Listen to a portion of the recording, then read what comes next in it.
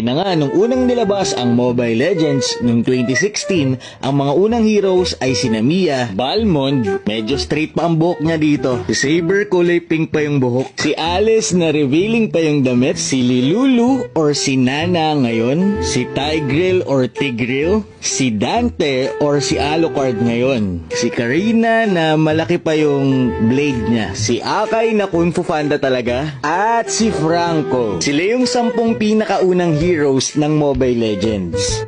Sunod na tanong natin, ano naman daw ang itsura ng mga pinakaunang items sa Mobile Legends? Ang Hosklo na para sa lifesteal, ang pinakaunang itsura niya ay eto.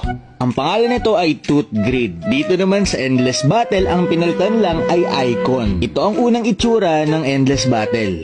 Bago naman magkaroon ng Blade of Heptasis, Blade of Seven Seas pa nga yung tawag dito dati. Pero ang pinakauna niya talaga ay Craze Reaper. Yung Berserker's Fury naman na para sa Crit type ay dating Blade of Destruction. Ang Wind Talker naman na para sa attack speed ay dating Thor Sting. Ang angas naman ito. Ang Corrosion naman na para sa attack speed at slow ay dating Ice Force. Move naman tayo sa mga magic damage na item noong Season 1. Ang pangalan ng Divine Glaive dati ay Devil Tears. Pero bago maging ganito, ang una muna ay Astral Wand. Para to sa magic penetration. Yung glowing wand naman na may flame effect, ang dating pangalan ay Flame of Fury. Medyo kakaiba yung itsura, di ba?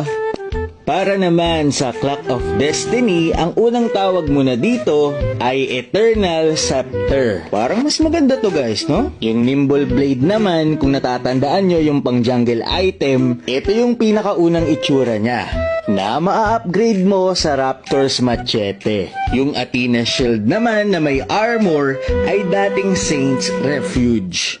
Bago naman maging ganito ang Dominance Ice, ang unang itsura niya muna ay eto. Tatandaan ko nung hindi pa ako marunong mag-ML, first item ko to kay Aurora kasi yellow eh.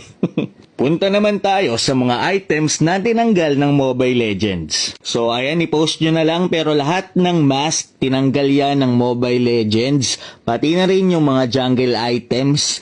Tinanggal din yan lahat. Pero nakakamiss talaga tong mga to, di ba? Deadly Blade, Disaster Truncheon, Spirit Wheel, Soul Scroll, Courage Bulwark, Bloodthirsty King, at Ancient Ghost Statue.